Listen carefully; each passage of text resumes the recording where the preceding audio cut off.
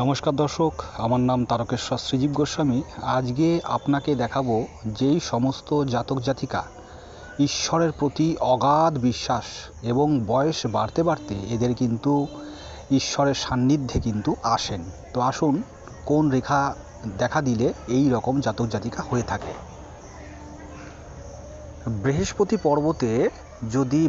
পর্বতে যদি এই ধরনের আপনার সোলেমান রিং যদি দেখা যায়, তাহলে জানবেন এই সমস্ত জাতক জাতিকা বয়স বাড়ার সাথে সাথে এনাদের কিন্তু ঠাকুরের উপর বিশ্বাস, এবং বয়স্ককালে দেখা গেছে এরা কিন্তু ঠাকুরের কাজকর্ম এরা কিন্তু করে থাকেন।